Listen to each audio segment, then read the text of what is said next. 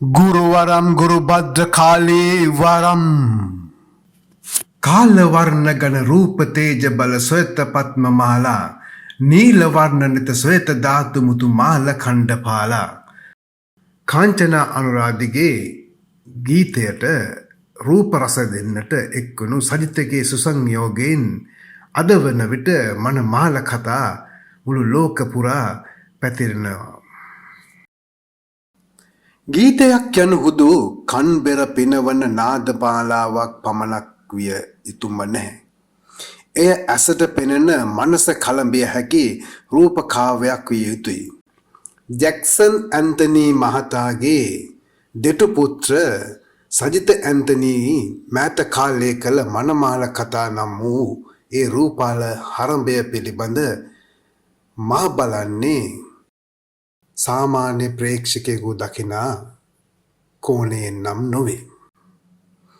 ඒ පිළිබඳ යමක් කතා කළ යුතුයයි මට මගේ හදවත හඬගා කිව්වේ මාගේ අතීතාවර්ජනය තුළින් ඇසෙන්නට වූ මහාචාර්ය තිස්ස කාර්යවසම් මහාචාර්ය සුනන්ද මහේන්ද්‍රයන් මහාචාර්ය මුදියන්සේ දිසානායකයන් වන්නවුන්ගේ දේශනයි.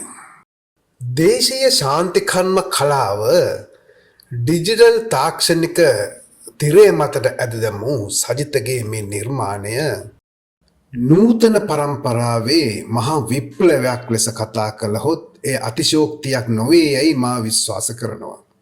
න්නට ප්‍රථම මේ මහානර්ග නිර්මාණයට හේතුපාදක වූ පසුබිම යමක් කතා කළ යුතු යැයි මට සිතුනා. යාතුකර්ම සාහිත්‍යයේ මන්ත්‍ර කලාවේ කුමාර පස්කට්ටුව පිළිබඳ බොහෝ අය නොදන්නවා ඇතැයි මා විශ්වාස කරනවා. එම නිසාම මේ කළු කුමාරයා යනු කවුරුන්දයි අපි විග්‍රහ කරගමු. පුරාවෘත්තයට අනුව නම් කළු කුමාරයා යනු දඹදිව විජිතපුර රජුගේ නීල රත්න නම් කුමාරයායි. ඔහු දැඩි කාමුක ආශාවන් ස්ත්‍රී ලෝලීව රාග ආශාවන් සංසිදුවා ගත නොහැකිව ස්ත්‍රී ලලාසාව නිසාම උමතු වී මිය ගොස් යක්ෂයකු උපන්නයි. මෙහි එන ආලෝකකරණය, කැමරා චලනය, පසුතල සහ අංගරචනය, තිරරචනය සහ රංගනය කියන සකල විද ආංග පිළිබඳව යම නොකියවහොත් මා එය කරන අසාධාරණයක්.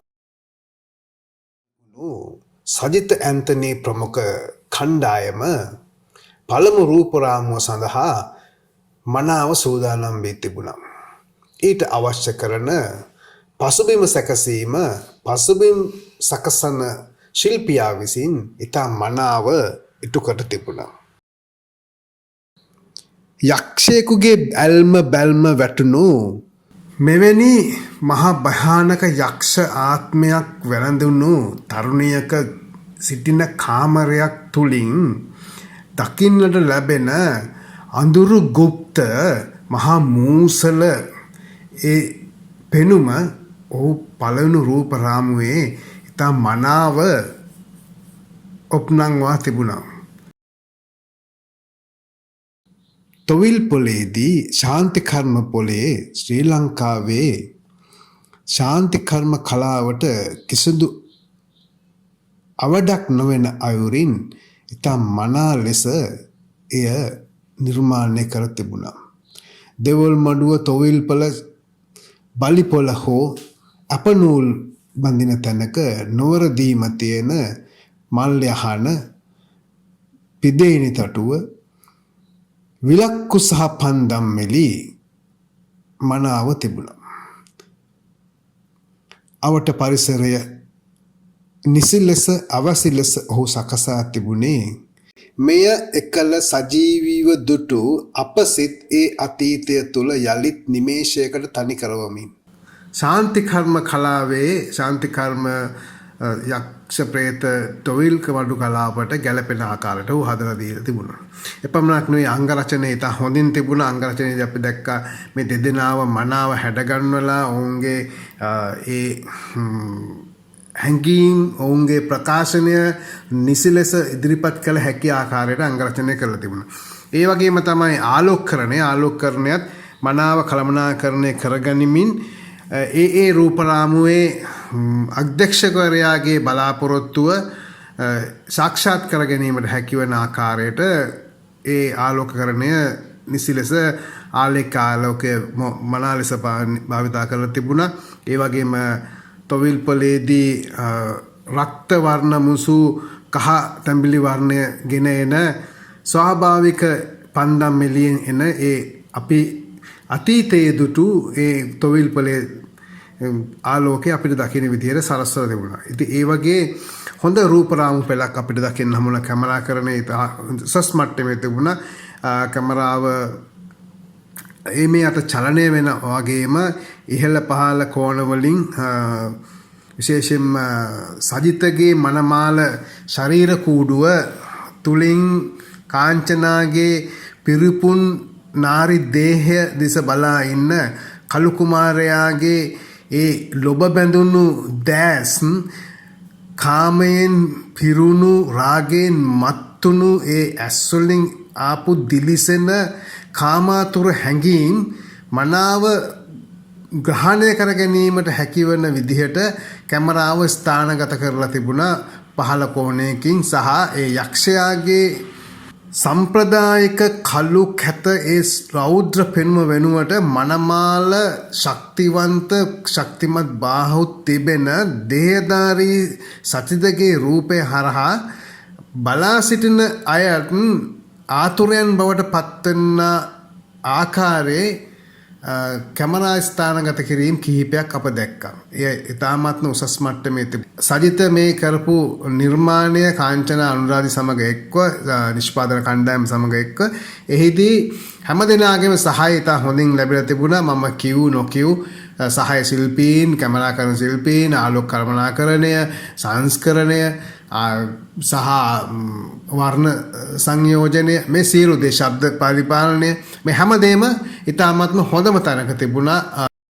මෙය ඉතාමත්ම නිර්මාණාත්මක විදිහට තිබුණා. ඒ වගේම තමයි සජිතගේ රංගනය ගැන නම් අතිවිශිෂ්ටයි. ඔහු ඇඳ උඩ මනමාල කමින් තියෙන ඇත්තටම මල ප්‍රේතයෙක්ගේ තියෙන ස්ත්‍රී ලෝලියෙක්ගේ තියෙන සංසිඳුවාගත නොහැකි ප්‍රේමාලිංගන රංගනය ඔහු හොඳින් කරා. අර වංගෙඩිය උඩට ඔහු ඇවිල්ලා ඒ මාලක්කමක් ගහලා එතන උඩ නැටලා වංගෙඩිය උඳගෙන උඩ ඔහු බාන අඟර දඟර ඒ රංගනය තරුණ යුවතියකට පමණක් නෙවෙයි මැදි වයසේ ඉන්න අයගෙත් හැඟීම් උද්දීපන වෙන ආකාරයට ඔහු ඒටු කරා. ඉතින් ඒක මං හිතන්නේ පියාභාෂයෙන් ආපු දෙයක් විශේෂයෙන්ම සහ ඔහුගේ රංග කෞශල්‍ය, ඔහුගේ රංග හැකියාව. ඉතින් මේ ගැන කතා කරන්න ගොඩක් දේවල් තියෙනවා. නිර්මාණයත් තව කතා කරන්න බොහෝ දේවල් තියෙනවා.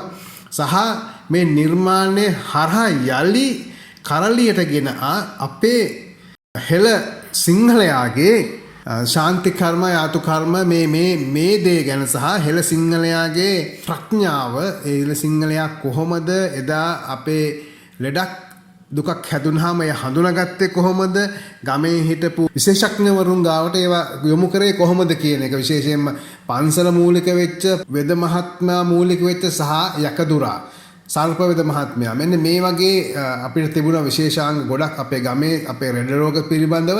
එතෙන්දී ඔවුන් මනාව අවබෝධ කරගන්නවා ඒ ලෙඩේ යනුව ඔවුන්ට ඒ සවිඥානික දැනුම තිබුණා.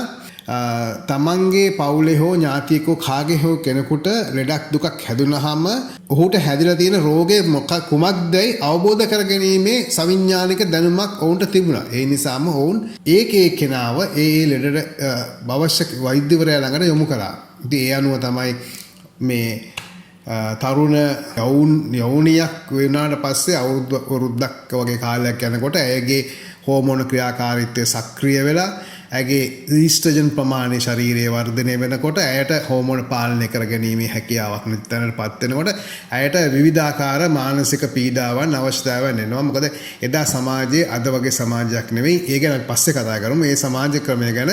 ඉතින් මේ වැඩසටහන බලලා ඔයාලා සෑහීමකට පත් වුණා නම් මේ දැනගැනීමට හැකියාව තියෙනවා. ඉතින් අපි ගැන කීපයක් දේවල් ගැන කතා කරන්න බලාපොරොත්තු වෙනවා. ඊළඟ වැඩසටහනේදී. ඉතින් ඔබ සැමට ආවඩ ආයිබෝ වේවා කියලා අපි අදට සමුගන්නවා.